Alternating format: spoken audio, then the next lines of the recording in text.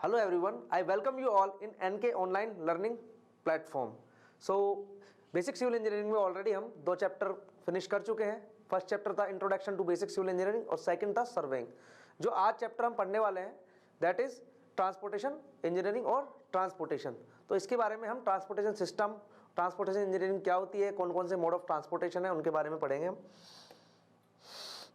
तो जो कंटेंट है इस चैप्टर में जो हम कवर करने वाले हैं वो है introduction to transportation engineering, second है types and characteristics of various mode of transportation, and next है ट्रैफिक एंड रोड सेफ्टी। जो नेक्स्ट कंटेंट है that is various road traffic science, next is cause of accidents and last is road safety measures. तो total मिला के इस chapter में हमने 6 parts में डिवाइड किया गया है इस चैप्टर को। इन 6 भागों में हम इस चैप्टर को कंप्लीट करेंगे। तो सबसे पहले हम स्टार्ट करते हैं जनरली जो ट्रांसपोर्टेशन इंजीनियरिंग है, यदि वो नहीं होती तो जो हमारे इनोवेशंस हैं, जो आज हम रियल वर्ल्ड में जो इनोवेशंस देख रहे हैं, जो टेक्नोलॉजी का एनहांसमेंट देख रहे हैं, वो पॉसिबल नहीं हो पाता यदि ट्रांसपोर्टेशन सिस्टम या ट्रांसपोर्टेशन इंजीनियरिंग बहुत ज़्यादा इवॉल्व नहीं होती या ट्रांसपोर्टेशन सिस्टम बहुत अच्छा नहीं होता। ट्रांसपोर्टेशन सिस्टम आज इतना डेवलप्ड है, इसी कारण जो आप इनोवेशन हम देख रहे हैं रियल वर्ल्ड में वो इस ट्रांसपोर्टेशन सिस्टम के वजह से ही हम देख रहे हैं। यदि ट्रांसपोर्टेशन सिस्टम अपडेटेड नहीं होता, इनोवेटेड नहीं होता, तो जो आज वर्ल्ड हम देख रहे हैं वो ऐसा नहीं होता। There would not have been a great infrastructure, industrialization और massive production। यदि ट्रांसपोर्टेशन सिस्टम नहीं होता तो ग्रेट इंफ्रास्ट्रक्चर नहीं होता, इंडस्ट्रियलाइजेशन औद्योगिकरण नहीं होता, एंड मैसिव प्रोडक्शन और उत्पादकता भी हमारी नहीं बढ़ती। क्यों? क्योंकि ट्रांसपोर्टेशन है जो बहुत इंपॉर्टेंट रोल प्ले करता है, ठीक है, क्योंकि goods and services, goods and commodities को ट्रांसफर करता है एक जगह से दूसरी जगह, ठीक है। या यदि हम कोई भी चीज़ को सेल करना चाहते हैं या ट्रेड करना चाहते हैं, ठीक है, तो उसके लिए भी हमको ट्रांसपोर्टेशन की आवश्यकता होगी। इंफ्रास्ट्रक्चर डेवलपमेंट के लिए भी यदि हमको कोई मटेरियल की आवश्यकता है और यदि उसको हमको मंगाना है या हमको उसको इंपोर्ट या एक्सपोर्ट करना है, तब भी हमको ट्रांसपोर्टेशन की आवश्यकता है। इंडस्ट्रियलाइजेशन में भी ट्रांसपोर्ट फैसिलिटी होती हैं, यदि वो ट्रांसपोर्ट फैसिलिटी ना हो तो उद्योग भी हमारे कहीं ना कहीं डेवलप नहीं हो पाएंगे, ठीक है। तो ट्रांसपोर्टेशन इंजीनियरिंग बहुत इंपॉर्टेंट रोल प्ले करता है as far as these 3 factors are concern. Life would not have been kept up with the fast changing times if there were no huge truck, bulldozers, trailers, cargo ships, large aircraft। क्योंकि जो हमारी सारी infrastructure development, industrialisation और massive production है वो basically depend है transportation system पे। और ट्रांसपोर्टेशन सिस्टम किससे चलता है?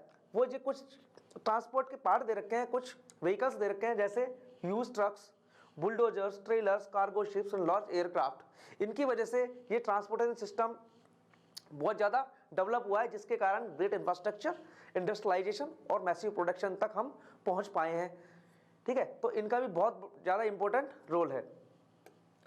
In no other words, the global society would not have experienced comfort and convenience। जो हमारी सोसाइटी है ग्लोबली, यदि मैं ऑल ओवर द वर्ल्ड की बात करूं ग्लोबली, तो वो बहुत ज़्यादा बेनिफिटेड हुई है as far as the transportation engineering is concern. यदि ट्रांसपोर्टेशन इंजीनियरिंग नहीं होती तो कंफर्ट नहीं होता, ठीक है, और कन्वीनियंस नहीं होता।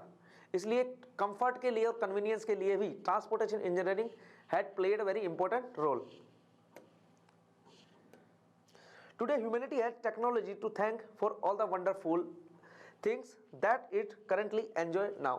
इसलिए ह्यूमैनिटी को थैंक्स कहना चाहिए इस टेक्नोलॉजी को, ट्रांसपोर्टेशन की जो भी टेक्नोलॉजी है, ताकि जो हम आज एंजॉय कर रहे हैं या जो आज हम कंफर्ट फील कर रहे हैं या जो आज कन्वीनियंट फील कर रहे हैं, आज हम एक जगह से दूसरी जगह जा पा रहे हैं, ठीक है, हम हमारी लाइफ को बहुत ज़्यादा स्मूथली ले पा रहे हैं, उसमें कहीं ना कहीं ट्रांसपोर्टेशन का बहुत बड़ा रोल है। So next first topic is introduction to transportation engineering. हमने एक जनरल आइडिया तो ले लिया कि ट्रांसपोर्टेशन क्यों इंपॉर्टेंट है, ठीक है। अब हम पढ़ेंगे introduction to transportation engineering.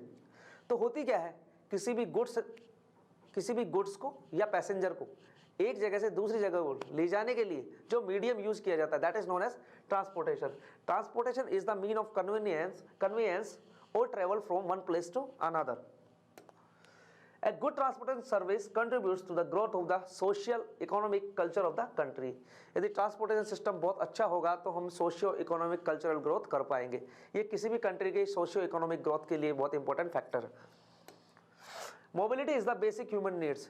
Mobility मतलब होती है अपनी एक जगह से दूसरी जगह जाना, ठीक है, that is known as mobility, ठीक है। यदि मोबिलिटी बहुत ज़्यादा नीड है, क्यों? यदि हमको सपोजिंग दैट, यदि हमको हमारी जीवन जीना है और यदि हमको अर्निंग करनी है, यदि हमको जीवन अच्छे से जीना है, तो मोबिलिटी तो बहुत इंपॉर्टेंट फैक्टर है, ठीक है। हमको एक जगह से दूसरी जगह जाना ही होगा, ठीक है। तो उसके लिए भी जो ट्रांसपोर्टेशन है वो बहुत ज़्यादा इंपॉर्टेंट है। क्यों? क्योंकि आदमी को फूड भी चाहिए, ठीक है, डेली खाना चाहिए, और अर्निंग, खाने के लिए अर्निंग चाहिए। तो अर्निंग के लिए उसको एक जगह से दूसरी जगह जाना ही होगा, इसलिए mobility is a very important factor. और उसके लिए क्या चाहिए? हमको ट्रांसपोर्टेशन की फैसिलिटीज चाहिए, ठीक है, जो कि हमारे इमेमोरियल टाइम से चली आ रही है। पहले कोई और मोड थे ट्रांसपोर्टेशन के, आज जैसे जैसे टेक्नोलॉजी इवॉल्व हुई, जो मोड ऑफ ट्रांसपोर्टेशन है कहीं ना कहीं चेंज हो गया है। Transportation fulfils these basic needs of humanities. Transportation play a major important role in the development of the human civilisation. क्योंकि ट्रांसपोर्टेशन है जो आजकल बेसिक नीड बन चुकी है, ठीक है, ह्यूमैनिटी की, ठीक है। क्योंकि जो सिविलाइजेशन, जैसे जैसे सिविलाइजेशन आगे बढ़ रही है, तो ट्रांसपोर्टेशन उसमें बहुत ज़्यादा इंपॉर्टेंट रोल प्ले कर रहा है, ठीक है। डेवलपमेंट में भी बहुत ज़्यादा इंपॉर्टेंट रोल प्ले कर रहा है। The transportation must be economical sound. लेकिन ट्रांसपोर्टेशन हम इवॉल्व तो कर रहे हैं, इवोल्यूशन तो हो रहा है ट्रांसपोर्टेशन का, लेकिन ऐसा नहीं कि बहुत ज़्यादा कॉस्टली हो। तो transportation should be economical sound, socially credible, environmentally sensitive and practically acceptable and sustainable, ठीक है। सस्टेनेबल मतलब होता है कि जो रिसोर्सेज हम यूज कर रहे हैं, हम उन्हें इस तरह यूज ना करें ताकि हमारी जो फ्यूचर जनरेशन है वो कॉम्प्रोमाइज करे, हम उसको एफिशिएंटली यूज करें इन द सस्टेनेबल मैनर में, ठीक है, ताकि जो हमारी फ्यूचर जनरेशन है वो भी उन रिसोर्सेज को जिस तरीके से आप एफिशिएंटली यूज कर रहे हैं वो भी उसी तरीके से उनको यूज करें, ठीक है। तो हमारा ट्रांसपोर्टेशन इकोनॉमिकल होना चाहिए, सोशली क्रेडिबल होना चाहिए, इकोनॉमिकल साउंड होना चाहिए, एनवायरमेंट फ्रेंडली होना चाहिए, सस्टेनेबल होना चाहिए और प्रैक्टिकली एक्सेप्टेबल होना चाहिए, ठीक है। The next point is transportation solution should be safe. और ट्रांसपोर्टेशन ऐसा नहीं कि उसमें सेफ्टी ना हो, वो सेफ होना चाहिए, रैपिड होना चाहिए, इसमें टाइम कंज्यूमिंग नहीं होना चाहिए ज़्यादा, comfortable, convenient, economical and eco friendly for both man and material, ठीक है। तो ये सारे फैक्टर भी हमको कंसिडर करने हैं for a good transportation system. So the next point is what is the actually importance of the transportation. जो ट्रांसपोर्टेशन है उसकी क्या प्रमुखता है, क्या महत्वता है हमारे लिए, ठीक है। तो that is known as the importance of the transportation. तो उसमें पहला जो फैक्टर आता है वो होता है availability of the raw material, ठीक है। तो जो रॉ मटेरियल है उसको यदि एक जगह से दूसरी जगह पे पहुंचाना है, ठीक है, प्रोसेस के लिए या मैन्युफैक्चरिंग के लिए, तो उसके लिए भी हमको एक अच्छे ट्रांसपोर्टेशन की नीड पड़ेगी, ठीक है। तो for availability of the raw material we need to have good transportation facility with us, ठीक है। Next point is availability of the goods to the customer. अब क्या हुआ, रॉ मटेरियल आया हमारे पास, हमने उसको एक जगह से दूसरी जगह पहुंचा दिया, वो प्रोसेसिंग भी हो गया उसका, ठीक है, प्रोसेसिंग होगी, मैन्युफैक्चरिंग हो गई है, ठीक है। अब माल आपका प्रोसेस हो चुका है, बन चुका है, लेकिन अब उसको आप एंड यूजर तक भी पहुंचाना चाहोगे, ठीक है, उसको आप एक्सपोर्ट भी करना चाहोगे, तो उसके लिए भी आपको क्या चाहिए, अच्छे ट्रांसपोर्टेशन की नीड पड़ेगी आपको, ठीक है। तो उसके लिए भी आपको एक अच्छा ट्रांसपोर्टेशन सिस्टम आपके साथ चाहिए। तो सेकंड फैक्टर वही है, availability of the goods to the customer, that is the second importance to the transportation. And third is enhance the standard of the living. जैसे जैसे हमारा ट्रांसपोर्टेशन सिस्टम बहुत अच्छा होगा तो क्या होगा, हमारा कहीं ना कहीं टाइम भी बचेगा और हमारी कॉस्ट भी बचेगी, या हमारी मनी भी सेव होगी। जो मनी सेव होगी हमारी और जो टाइम सेव होगा उससे हम उस टाइम को अलग जगह डिवोट करेंगे, ठीक है, टू अर्न द मनी। दूसरी बात, जो हमारी कॉस्टिंग कम होगी उससे जो हमारी लिविंग स्टैंडर्ड है या वे ऑफ लाइफ है वो भी क्या होगी, एनहांस होगी, वो भी चेंज होगी। तो जो third importance is enhance the standard of living, जो हमारा लिविंग स्टैंडर्ड है उसको भी हम रेज करेंगे with the help of transportation.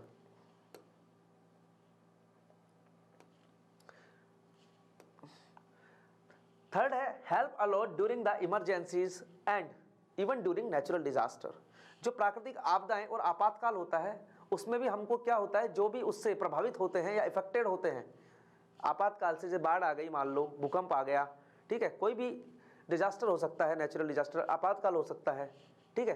तो उसमें क्या होता है, हमको रेस्क्यू करना होता है, बहुत फास्ट करना होता है, तो उसमें भी हमको ट्रांसपोर्टेशन की बहुत ज़्यादा नीड होती है। तो जो इमरजेंसी है और जो नेचुरल डिजास्टर है उसमें भी हमको एक रैपिड ट्रांसपोर्ट सिस्टम की आवश्यकता होती है। तो नेचुरल डिजास्टर में और आपातकाल में या इमरजेंसी में भी हमको एक अच्छे ट्रांसपोर्टेशन सिस्टम की नीड होती है। तो that is also one of the importance of the transportation system. Helps for the employment. अब बात आती है एम्प्लॉयमेंट, रोजगार की बात आती है, ठीक है, बात आती है एम्प्लॉयमेंट की, ठीक है, एम्प्लॉयमेंट।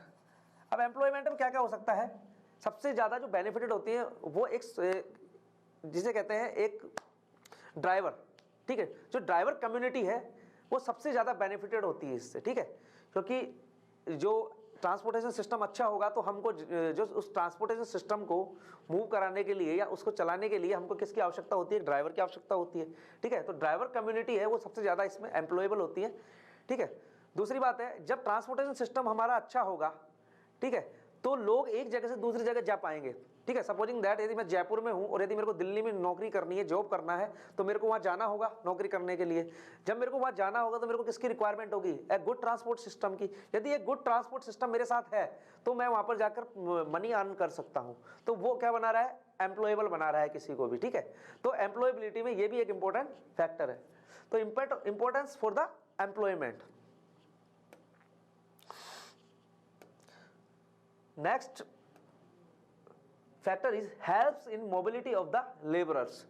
और लेबरर्स मीन्स यही नहीं है कि एक लेबर समुदाय की बात करें, लेबर कम्युनिटी की बात कर रहे हैं। यदि एक आम इंसान चाहे टेक्नोक्रेट्स हो या कोई भी हो, ठीक है, यदि उसको एक जगह से दूसरी जगह मूव करना है, चाहे इंटरनेशनली मूव करना पड़े, चाहे नेशनली मूव करना पड़े, चाहे इंटर स्टेट करना पड़े, इंटर डिस्ट्रिक्ट करना पड़े, इंटर विलेज करना पड़े, but he required definitely mode of transportation. अब कुछ भी, वो मोड ऑफ ट्रांसपोर्टेशन कुछ भी हो सकता है, ठीक है। तो मोबिलिटी के लिए हमको ट्रांसपोर्टेशन सिस्टम की बहुत ज़्यादा नीड है, चाहे वो इंट्रा हो चाहे इंटर हो, चाहे इंटर डिस्ट्रिक्ट हो, इंटर स्टेट हो, कोई भी हो, लेकिन मोबिलिटी के लिए हमको किसकी रिक्वायरमेंट होगी, ट्रांसपोर्टेशन सिस्टम की।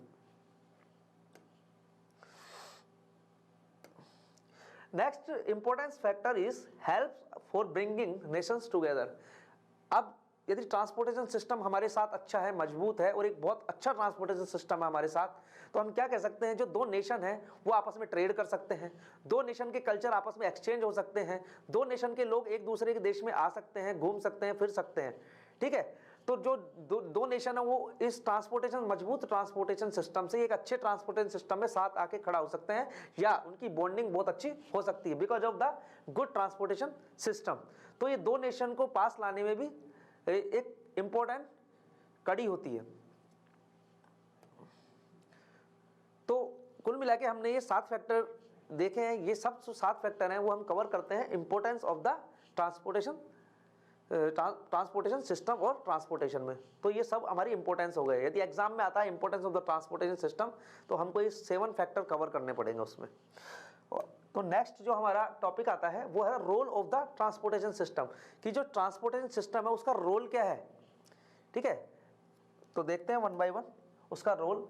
वैसे मैं प्रीवियसली हम देख चुके हैं, ठीक है, तो यहाँ पर भी देख लेते हैं। उसका रोल है, transportation contributes to the economic, industrial, social and cultural development of any country.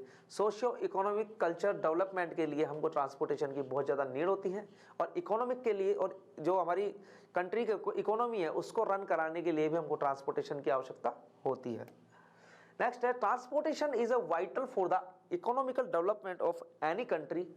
तो किसी भी कंट्री के जो इंफ्रास्ट्रक्चरल डेवलपमेंट है वो कहीं ना कहीं ट्रांसपोर्टेशन फैसिलिटी पे डिपेंड होता है, ठीक है। चाहे आप किसी भी चीज़ का डिस्ट्रीब्यूशन हो, प्रोडक्शन हो, मैन्युफैक्चरिंग हो, ठीक है, तो वो किसी भी कंट्री की जीडीपी और जीएनपी वो कहीं ना कहीं ट्रांसपोर्टेशन सिस्टम पे बहुत ज़्यादा निर्भर होती है, ठीक है। इसलिए इकोनॉमिक डेवलपमेंट किसी भी रीजन के लिए करना हो तो उसमें भी जो ट्रांसपोर्टेशन फैसिलिटी का जो रोल है बहुत इंपॉर्टेंट हो जाता है। इन द प्रोडक्शन स्टेज, जो प्रोडक्शन स्टेज है उसमें क्या होता है, जो रॉ मटेरियल है उसको एक जगह से दूसरी जगह पहुंचाना पड़ता है। जो सेकंड स्टेज है, डिस्ट्रीब्यूशन स्टेज कह दूं, ठीक है, तो उसमें क्या होता है, हमको कंज्यूमर तक या जो कस्टमर है वहां तक हमको गुड्स को पहुंचाना होगा, तब भी हमको एक अच्छे ट्रांसपोर्टेशन सिस्टम की आवश्यकता होगी। द इनएडिक्वेट ट्रांसपोर्टेशन फैसिलिटीज, यदि हमारी जो ट्रांसपोर्टेशन फैसिलिटीज है इनएडिक्वेट है तो कहीं ना कहीं जो हमारा सोशियो इकोनॉमिक कल्चर डेवलपमेंट है वो रुक जाएगा, रिटार्ड हो जाएगा, स्लो हो जाएगा उसकी स्पीड। और यदि हमारी ट्रांसपोर्टेशन फैसिलिटीज बहुत अच्छी है, एडिक्वेट है कंट्री के लिए, तो जो हमारा डेवलपमेंट है, सोशियो इकोनॉमिक डेवलपमेंट है, वो बहुत ज़्यादा फास्ट हो जाएगा, इंक्रीज हो जाएगा। इसलिए एडिक्वेसी और inadequacy is very very important factor for the develop socio economic culture development of any country. तो ये कुछ फैक्टर हैं जो कि रोल ऑफ ट्रांसपोर्टेशन में हम कवर कर रहे हैं।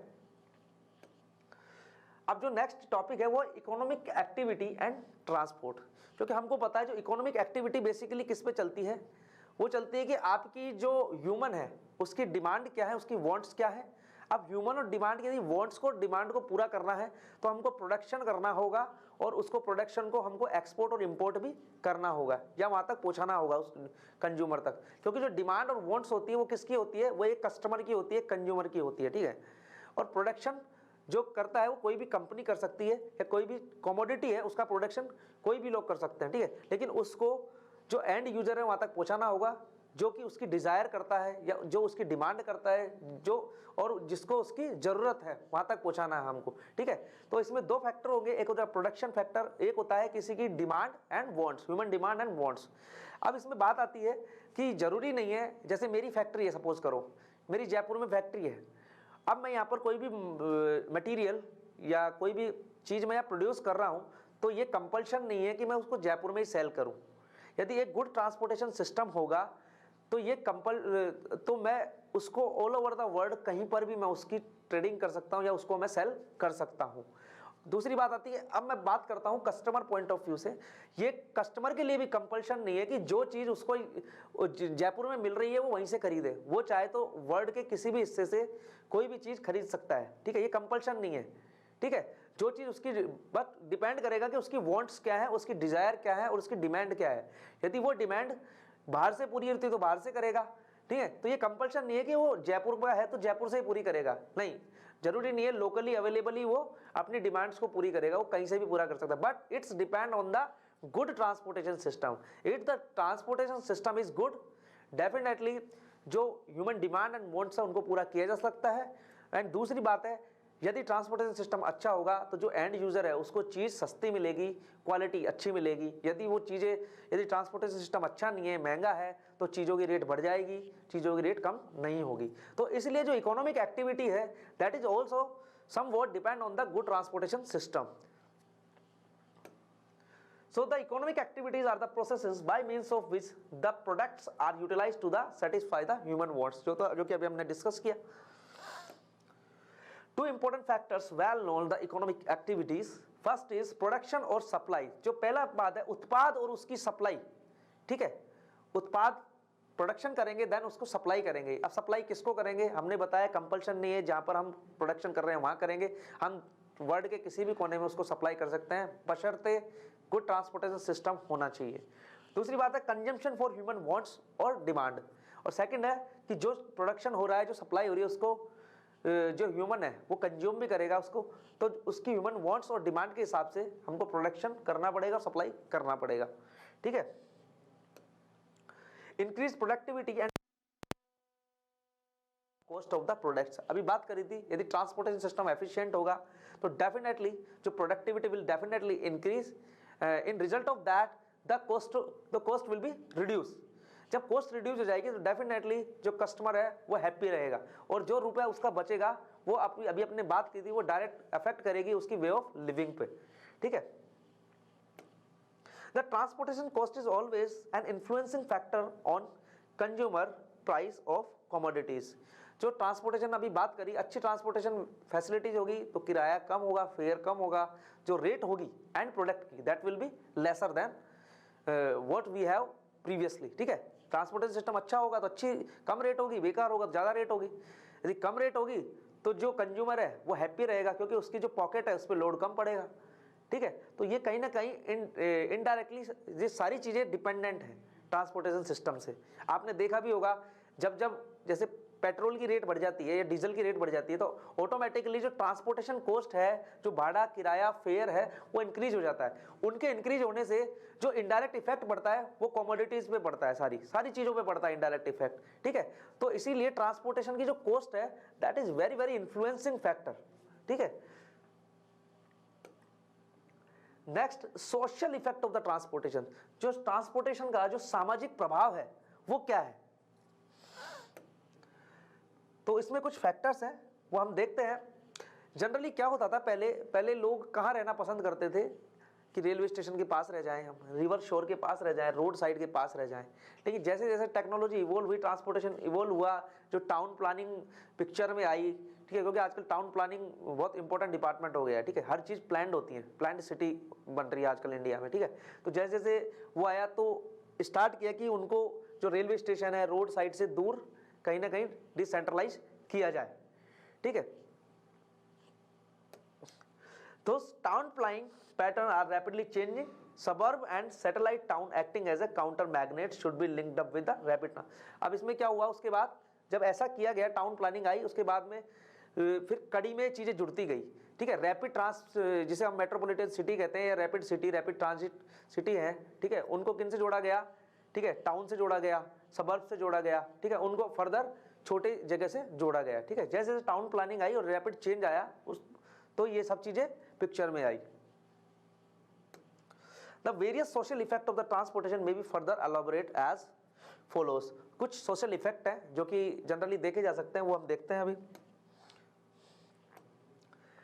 सेक्शनलिज्म एंड ट्रांसपोर्टेशन, ठीक है।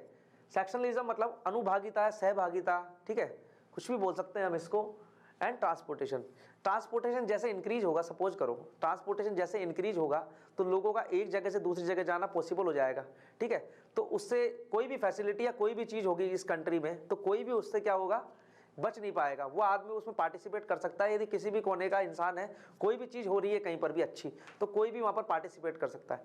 इसलिए उसमें जो अनुभागिता है, सेक्शनलिज्म है, कहीं ना कहीं वो क्या हो जाएगा, क्योंकि भाग लेने की जो प्रोबेबिलिटी वो इंक्रीज हो जाएगी, ठीक है। कैसा भी इंसान है, कोई भी वर्ग से यदि कोई आता होगा, ट्राइब से आता होगा या इकोनॉमिकली जो साउंड नहीं है उस वर्ग से यदि कोई व्यक्ति आता होगा, यदि वो किसी भी चीज में पार्टिसिपेट करना चाहता है, ठीक है, कंट्रीब्यूशन करना चाहता है तो वो कर सकता है बिकॉज ऑफ दैट ट्रांसपोर्टेशन। यदि मान लो सपोजिंग दैट यदि कोई व्यक्ति डूंगरपुर में बैठा है, बांसवाड़ा में बैठा है और जयपुर में यदि कोई चीज चल रही है अच्छी, यदि उसको उसमें पार्टिसिपेशन देना है, अपना जो इन्वॉल्वमेंट दिखाना है तो वो कर सकता है बिकॉज ऑफ दैट ट्रांसपोर्टेशन, ठीक है। तो ट्रांसपोर्टेशन से कहीं ना कहीं जो ये सेक्शनलिज्म है वो भी कहीं ना कहीं पिक्चर में आया है, ठीक है। Improve transportation has important implication in reducing sectionalism, ठीक है। तो कहीं ना कहीं जो सेक्शनलिज्म है, जो अनुभागिता है हमारी कहीं ना कहीं, जो कि हम पहले क्या हो रहा था, भाग नहीं ले पा रहे थे, पार्टिसिपेट नहीं कर पा रहे थे चीजों, वो कहीं ना कहीं अब हम कर पा रहे हैं because of that transportation. Under developed colonies and tribes are improving their living condition. और जो अंडर डेवलप्ड, जो की बात करी मैंने, जो छोटे वर्ग से आते हैं, इकोनॉमी का जो साउंड नहीं है, वो लोग अब कहीं ना कहीं उनकी जो लिविंग कंडीशन है वो अच्छी हो रही है, ठीक है। Reduction in the travel time, क्योंकि कहीं ना कहीं जो ट्रेवल टाइम है वो कहीं ना कहीं रिड्यूस हो रहा है। More frequent travel in other parts of the country and outside the country tend to increase knowledge of the people from other section of the society. जो कहीं ना कहीं जैसे जैसे ट्रांसपोर्टेशन आया तो लोगों का एक जगह से दूसरी जगह जाना आसान हुआ कहीं ना कहीं, ठीक है। एक कोने से दूसरे कोने में इजीली जा सकता है, तो वहाँ का कल्चर भी एक्सचेंज होगी, नॉलेज भी एक्सचेंज होगी, ठीक है। या एक दूसरे को लोग जानेंगे, एक सेक्शन के लोग दूसरे सेक्शन के लोगों को जानेंगे, तो उनमें जो दूरियां हैं कहीं ना कहीं वो कम हो जाएंगी, ठीक है। तो जो ट्रांसपोर्टेशन है सोशली कहीं ना कहीं ये चीज भी इंप्लीकेशन में लाता है। ये किसकी वजह से हो रहा है, only because of the good transportation. The internationally understanding for better peace and order also improve. और जो इंटरनेशनली जो शांति जो बनी हुई है उसमें भी कहीं ना कहीं जो ट्रांसपोर्टेशन है उसका बहुत बहुत बड़ा इंपॉर्टेंट रोल है। जो नेक्स्ट हमारा जो सोशल इंप्लीकेशन रहेगा, सोशल इफेक्ट रहेगा, that is concentration of population into urban area. कहीं ना कहीं जो लोगों का कंसंट्रेशन है वो कहीं ना कहीं अर्बन एरिया की तरफ शिफ्ट होना है, ठीक है। अब जब अर्बन एरिया की तरफ, क्योंकि रोजी रोटी के लिए भी जा सकता है, ठीक है, जो जॉब्स के लिए भी जा सकता है इंसान कहीं पर भी, ठीक है। क्यों ज़्यादातर जॉब होते हैं वो कहाँ पर होते हैं, आप बताइए, वो होते हैं अर्बन एरिया में। जब अर्बन एरिया में जाना है आपको किसी एक छोटी जगह से, तो you need to have good transport system with you. यदि एक ट्रांसपोर्ट सिस्टम अच्छा होगा तो उससे क्या होगा, आप एक जगह से दूसरी जगह जा पाएंगे, आप अर्न करेंगे तो इकोनॉमिक एक्टिविटी बढ़ेगी, इकोनॉमिक एक्टिविटी बढ़ेंगी तो आपका जो पॉकेट है कहीं ना कहीं उसमें जो मनी है वो इंक्रीज होगी, तो आपका वे ऑफ लिविंग भी इंक्रीज होगा, स्टैंडर्ड भी इंक्रीज होगा उससे, ठीक है। तो कहीं ना कहीं सोशली ये भी एक इफेक्ट पड़ता है यदि एक अच्छा ट्रांसपोर्टेशन सिस्टम है। तो this is a social effect actually. The efficient rapid transit facility encourages the people to live in a place away from their work. पहले क्या होता था, जहाँ पर काम चलता था वहीं पर लोग रहते थे, लेकिन जैसे जैसे ट्रांसपोर्टेशन सिस्टम आया, इवॉल्व हुआ, वैसे अब क्या होता है, जहाँ पर लोग काम करते हैं जरूरी नहीं है वहाँ रहे, वो दूर भी कहीं भी रह सकते हैं, कॉलोनीज में, किसी भी गांव में आसपास, ठीक है। क्यों? क्योंकि वो अपनी जो वर्किंग प्लेस है वहाँ पर with the use of transport आ सकते हैं और जा सकते हैं, ठीक है। इसलिए लोग अपनी जो वर्किंग एरिया है वहाँ से दूर रहना स्टार्ट किया। Next topic is the very very important topic, basic mode of transportation. Generally जरिए क्या क्या है ट्रांसपोर्टेशन के, कौन कौन से मोड है हमारे पास ट्रांसपोर्टेशन के।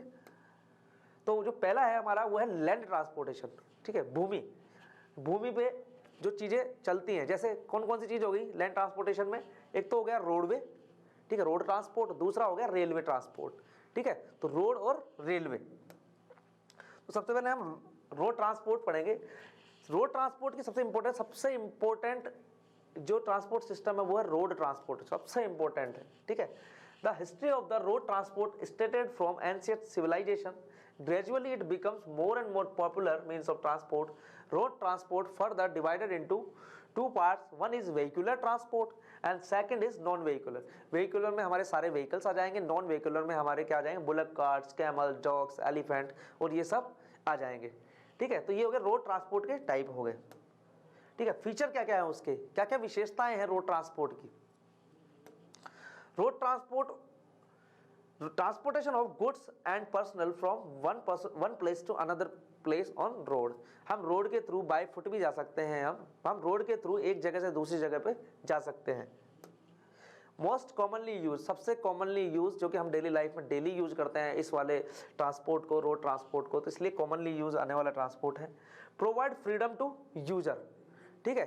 जो यूजर है उसको भी क्या करता है, ये फ्रीडम प्रोवाइड करता है, कहाँ पर, to transport from one place to another, जिस जगह जाना चाहे वहाँ जा सकता है वो, एक जगह से दूसरी जगह, उसको फुल फ्रीडम है, ठीक है। ट्रेन में नहीं है, क्योंकि ट्रेन में रूट फिक्स है, डेस्टिनेशन फिक्स है, ओरिजिन फिक्स है।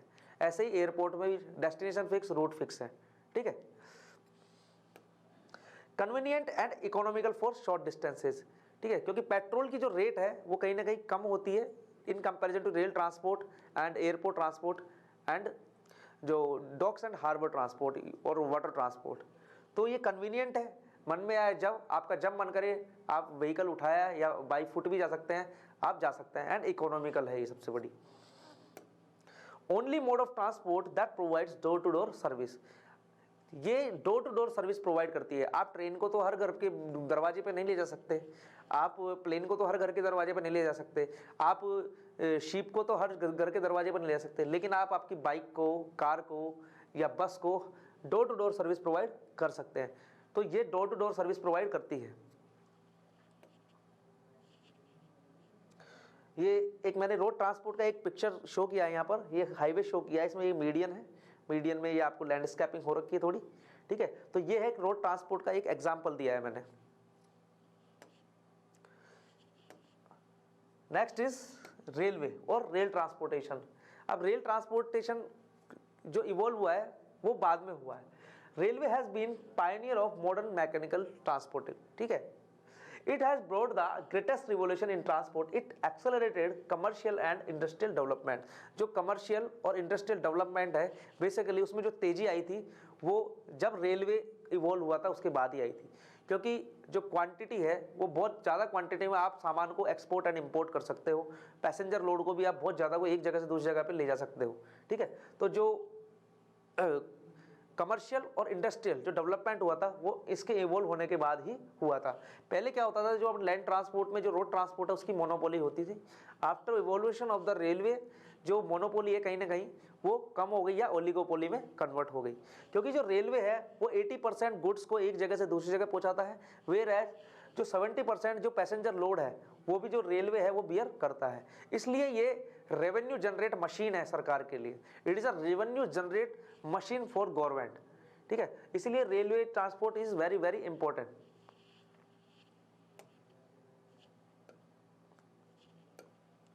फीचर्स क्या है इसकी, विशेषताएं क्या है?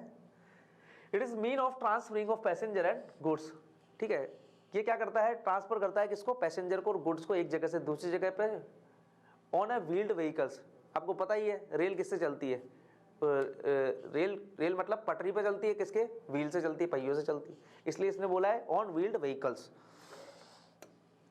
It has huge carrying capacity, ये बहुत ज़्यादा क्वांटिटी में गुड्स को एक जगह से दूसरी जगह पर ले जा सकती है। यदि आपको क्वांटिटी इंक्रीज करनी है तो आप क्या करोगे, एक और वैगन या एक डब्बा और उसमें ऐड कर दो मालगाड़ी में, ठीक है, तो वो क्या हो जाएगी, और आप जितनी कैपेसिटी आप बढ़ाना चाहो बढ़ जाएगी। तो ये ह्यूज कैरिंग कैपेसिटी अपने साथ कैरी करती है। It requires huge capital investment, but इसमें क्या, जो कैपिटल है, जो मनी है, जो रुपए है, ठीक है, वो बहुत ज़्यादा लगता है, ठीक है। लेकिन ये सर्विसेबल कितने लॉन्ग टर्म के लिए सर्विसेबल होती है, ठीक है, ये लॉन्ग टर्म के सर्विसेबल होती है और ज़्यादा से ज़्यादा पॉपुलेशन इससे बेनिफिटेड होती है, क्योंकि इंडिया में ज़्यादातर लोग डेली यूज़ में जो ट्रेन है उसका यूज़ इस्तेमाल करते हैं, चाहे दिल्ली हो चाहे मेट्रोपॉलिटन सिटी हो, यहाँ पर इसका बहुत ज़्यादा यूज होता है। इसीलिए ये मोस्ट प्रॉफिटेबल जरिया है गवर्नमेंट के लिए भी, इससे काफ़ी अच्छा रेवेन्यू जनरेट होता है। It is fast and cheapest for as far as the long distance is concern, long distance के लिए फास्ट है प्लस चीप है, hence favoured by all class of society, इसलिए हर क्लास के जो लोग हैं वो इसको क्या करते हैं, फेवर करते हैं या ऑप्ट करते हैं। It is the one of the most dependable mode of transportation and it is least affected by the environment, ठीक है। इसमें जो एनवायरमेंट होता है, वेदर होता है, उससे लीस्ट इफेक्टेड होता है। जनरली हो सकता है फोग वगैरह में फिर भी अफेक्टेड हो जाए, बाकी ओवरऑल यदि मैं कहूँ तो मैक्सिमम टाइम ये लेस इफेक्टेड रहता है as far as the weather is concern, इसमें ज़्यादा वेदर का प्रभाव नहीं पड़ता है। और ज़्यादातर लोग इस ट्रांसपोर्ट सिस्टम पे डिपेंड भी करते हैं, क्यों, क्योंकि ये ह्यूज क्वांटिटी में पैसेंजर लोड को कैरी करती है अपने साथ, इसलिए ये बहुत इंपॉर्टेंट मोड ऑफ ट्रांसपोर्टेशन है as far as the transportation system is concern. Routes and time cannot be adjusted as per individual requirement, यदि कोई व्यक्ति चाहे कि मेरे हिसाब से इस अपना रूट और टाइम टेबल चेंज कर दे तो ऐसा पॉसिबल नहीं है इसमें, ठीक है। रेलवे में आप यदि रोड ट्रांसपोर्ट में चाहिए तो आप अपनी व्हीकल उठाओ, कार उठाओ या स्कूटर उठाओ, बाइक उठाओ, कुछ भी उठाओ, आप अपने हिसाब से अपना रूट ले सकते हो और अपने हिसाब से ही आप टाइम भी एडजस्ट कर सकते हो। बट रेलवे में ऐसा नहीं होगा कि आप कहो कि मेरे को इस रूट से जाना है और इस टाइम पे जाना है, एडजस्ट नहीं होगा, वो फिक्स है रेलवे अथॉरिटी के द्वारा। तो ये हो गए कुछ फीचर्स हो गए, ये मैंने रेल का, पटरी का, स्लीपर का, बलास्ट का, ये पूरा एक मैंने फोटो यहाँ पर शो किया है। So next transportation system is water transport or waterway. This is the next mode of transportation. So this is the actually cheapest and oldest mode of transport. ये सबसे पुराना और सबसे सस्ता मोड ऑफ ट्रांसपोर्टेशन है। Generally ये बल्कि goods, heavy goods और बल्क कार्गोस कैरी करता है। तो waterways are the natural gifts, क्योंकि जनरली जो वाटर होता है वो नेचुरल गिफ्ट होता है, इसलिए इसमें जो ज़्यादा कैपिटल एक्सपेंडिचर की हमको आवश्यकता नहीं होती, क्योंकि रूट्स ऑलरेडी, जो वाटर होता है वो रूट्स होते हैं, वाटर में रूट्स होते हैं, वो ऑलरेडी बने हुए होते हैं, उसमें हमको कोई कैपिटल इन्वेस्टमेंट की आवश्यकता नहीं होती। लेकिन एक ट्रांसपोर्ट सिस्टम है दैट इज कैनाल ट्रांसपोर्ट कह सकते हैं उसको वो हम आर्टिफिशियली हमारे बेनिफिट के लिए बनाते हैं उसको, ठीक है। तो ये आर्टिफिशियल ट्रांसपोर्ट सिस्टम होता है दैट इज कैनाल ट्रांसपोर्ट। तो इसमें जरूर कैपिटल इन्वेस्टमेंट हमको लगाने की आवश्यकता होती है, इसमें जरूर हमारी कैपिटल एक्सपेंडिचर हम लगाते हैं। बट ओवरऑल ये cheapest plus oldest transport system है, इसमें हमको कैपिटल इन्वेस्टमेंट की आवश्यकता नहीं होती। वाटर ट्रांसपोर्ट में be classified as under inland waterways, एक है इनलैंड वाटरवेज, उसमें पहला है रिवर ट्रांसपोर्ट। अब रिवर पहले क्या होता था, जो ट्रांसपोर्ट है वो रिवर के जरिए ही होता था, ठीक है। जो बोट्स एंड स्टीमर्स हैं वो रिवर में ही एक जगह से दूसरी जगह पैसेंजर को एज वेल एज गुड्स को ट्रांसपोर्ट करती थी। बट जैसे जैसे टाइम आगे बढ़ा तो अब जो रिवर्स हैं वो कहीं ना कहीं ऑब्सोलीट हो गई हैं, या रिवर ट्रांसपोर्ट भी जनरली अब बिल्कुल खत्म ही हो गया है, डिक्रीज हो गया है ग्रेजुअली। और आज ज़्यादातर देखा नहीं जाता कि रिवर ट्रांसपोर्ट हम कहीं देख पा रहे हैं, बहुत कम जगह है जहाँ पर रिवर ट्रांसपोर्ट होता है। नेक्स्ट इज कैनाल ट्रांसपोर्ट, ये आर्टिफिशियल वाटरवे होता है, आर्टिफिशियल ट्रांसपोर्ट होता है जो कि जनरली हम इरिगेशन पर्पज के लिए कंस्ट्रक्ट करते हैं कैनाल्स, तो ये एक आर्टिफिशियल ट्रांसपोर्ट सिस्टम हो गया।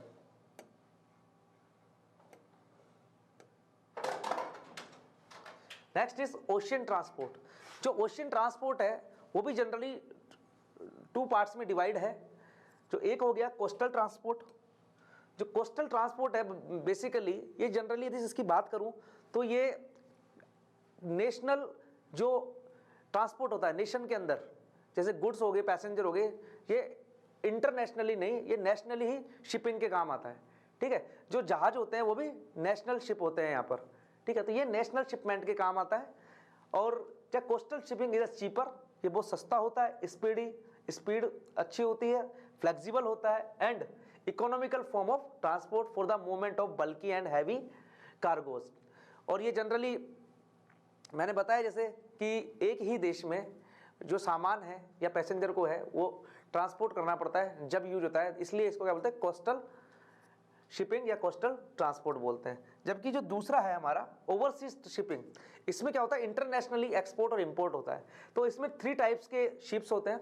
एक शिप वो होता है जिसमें रूट्स फिक्स होते हैं, इसमें जो रूट्स होते हैं वो डिफाइंड होते हैं, तो इसको हम बोलते हैं लाइनर।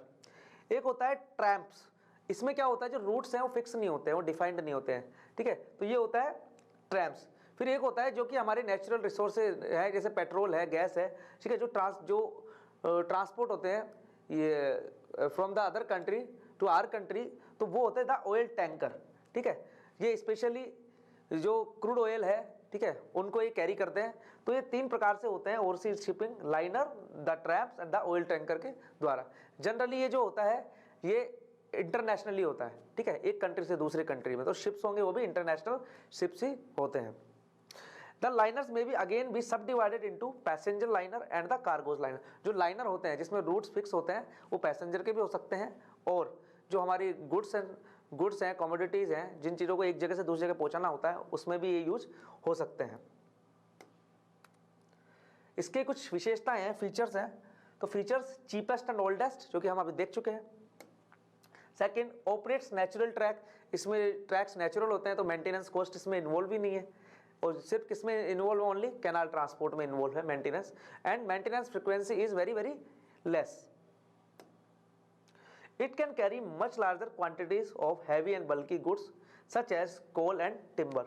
इसमें ज़्यादा हैवी जो गुड्स हैं वो हम कैरी कर सकते हैं एक जगह से दूसरी जगह पे। The risk of accident and break down in this form of transport are minimum. जो रिस्क है वो बहुत ज़्यादा कम है इसमें। ठीक है, तो इसमें रिस्क कितनी है, कम है, तो ये भी एक इसका फीचर है। Speed of inland water transport is very slow. सिर्फ इसका जो एक ड्रॉबैक मानूं इसको मैं, यदि कहूँ तो ड्रॉबैक तो नहीं है, बट फिर भी यदि मैं इसको एक फीचर कहूँ इसका कि जो स्पीड है उसकी बहुत स्लो है। इसलिए यदि हमको बहुत ज़्यादा स्पीड तेज चाहिए, जल्दी यदि हमको डिलीवरी देनी है सामान की या गुड्स की, तो हमको ये वाला ट्रांसपोर्ट सूटेड नहीं है, तो फिर हमको कोई अदर ट्रांसपोर्ट सिस्टम यूज करना पड़ेगा। ठीक है, क्योंकि ये अनसूटेबल है जहाँ पर हमको स्पीड रिकवरी चाहिए या स्पीड डिलीवरी चाहिए, तो वहाँ पर हम इस ट्रांसपोर्ट को यूज नहीं करेंगे। Reverse and canals cannot be operated for transportation through out the year. जो रिवर्स और कैनाल है वो through out the year transport facilities provide नहीं करती, क्योंकि जो सर्दी का सीजन होता है, विंटर सीजन होता है, तो उसमें क्या हो जाती है, फ्रीज हो जाती है उस रिवर। ठीक है, तो जो विंटर सीजन में ये ऑपरेटेड नहीं होते हैं दोनों transport system. Suitable for large shipments and cargoes transportation. ये जनरली जो ये ट्रांसपोर्ट सिस्टम है सूटेबल होता है जनरली जो लार्ज शिपमेंट होता है और कार्गोज होते हैं उसके लिए। तो ये आप देख रहे हो, ये एक शिप है जो कि किसको ले जा रहा है, ये कंटेनर्स को ले जा रहा है। तो ये एक मैंने आपको जो पिक्चराइजेशन व्यू है वो इस ट्रांसपोर्ट का मैंने शो किया है यहाँ। जो नेक्स्ट ट्रांसपोर्ट सिस्टम है दैट इज एयरवे। एयरवे यदि मैं कहूँ तो ये जो 20वीं सदी है हमारी, 20वीं सदी उसका एक गिफ्ट है हमको। ठीक है, हमारी जो 20वीं सदी है उसमें एक गिफ्ट मिला है that is airway, air transport. ठीक है, ये सबसे लेटेस्ट मीन ऑफ ट्रांसपोर्ट है। First flight in the air was made in 1903। जो 1903 है उसमें हमको फर्स्ट फ्लाइट मिली थी, वो सिर्फ 12 सेकंड के लिए ही हवा में रही। उसके बाद जो फर्स्ट फ्लाइट थी वो फर्स्ट वर्ल्ड वॉर के बाद में पिक्चर में आई थी, जो कि लंदन से लेके पेरिस तक उसने मूव किया था, ठीक है। उसके बाद जैसे जैसे टाइम इवॉल्व होता गया, ये फैसिलिटीज़ और अच्छी होती गई, काफ़ी सारे एयरक्राफ्ट्स बनते गए, काफ़ी सारी कंपनियाँ इवॉल्व होती गई, और जो रेलवे है उससे कंपटीशन भी मिलने, रेलवे को कंपटीशन भी मिलने लग गया, ठीक है। Air transport can again be subdivided into passenger and cargo. Passenger में जो पैसेंजर जो अपने एयरक्राफ्ट होते हैं उसमें पैसेंजर जाते हैं, कार्गोज में गुड्स जाते हैं। तो ये भी 2 पार्ट्स में डिवाइड है। जो ये फोटो शो किया गया है ये पैसेंजर एयरक्राफ्ट का है, और ये जो फोटो शो किया है आपको ये किसका है, कार्गो का है, ठीक है, जिसमें गुड्स एक जगह से दूसरी जगह पे जाते हैं। तो ये उसका पिक्चर है। अब इसकी भी कुछ विशेषताएं हैं, फीचर्स हैं, वो देख लेते हैं हम। It is the fastest mode of transportation, सबसे फास्टेस्ट मोड ऑफ ट्रांसपोर्टेशन है। Regarded as best mode of transport for transporting perishable goods, ठीक है। तो ये क्या है, फास्टेस्ट है और बेस्ट मोड ऑफ ट्रांसपोर्ट है। इट रिक्वायर्स गुड कैपिटल, ज़्यादा रुपए चाहिए, कॉस्टलियर है ये अदर ट्रांसपोर्ट सिस्टम से, ये कैपिटल इन्वेस्टमेंट ज़्यादा चाहिए, महंगा है, ऑपरेटिंग कॉस्ट भी बहुत ज़्यादा है, इसलिए जो इसका फेयर है वो भी बहुत ज़्यादा है, तो एक आम आदमी इसको अफोर्ड नहीं कर सकता है। तो ये भी एक इसकी विशेषता है। Air transport is free from physical barrier, क्योंकि ये किसमें एयर में रन करता है, एयर में फ्लाई करता है, तो वहाँ पर कोई भी फिजिकल बैरियर नहीं होता है। तो ये जो डिस्टेंसेज हैं वो डायरेक्ट ट्रैवल करता है, इसलिए जो टाइम है वो बहुत कम लगता है, स्पीड बहुत ज़्यादा होती है। तो ये shortest and direct distance travel करता है। It plays a significant role in the national defence of the country, क्योंकि जो एयर अटैक होता है सबसे एफिशिएंट अटैक होता है, इसलिए जो देश की जो नेशनल सिक्योरिटी है उसमें भी बहुत इंपॉर्टेंट रोल प्ले करता है ये। क्योंकि जो और जैसा मैं देख रहा हूँ आजकल जो इंडिया का जो एयर डिफेंस सिस्टम है वो बहुत ही ज़्यादा अपडेटेड हो चुका है, जैसा कि अभी राफेल वगैरह भी आ गए हैं हमारे पास। तो जो इंडिया का डिफेंस सिस्टम है, एयर डिफेंस सिस्टम, वो बहुत ज़्यादा सॉलिड और अच्छा हो चुका है। तो जो देश का नेशनल डिफेंस होता है उसमें भी बहुत इंपॉर्टेंट रोल प्ले करता है। It requires frequent quality check, जब भी हम यूज़ करेंगे इसको, तो जब भी हम इसको ऑपरेशनल करेंगे तो उससे पहले इसको क्वालिटी चेक हमको ज़रूरी होता है। जब भी हम इसको टेक ऑफ कराते हैं स्मूथ टेक ऑफ के लिए, तो उससे पहले इसकी क्वालिटी चेक ज़रूर होनी चाहिए।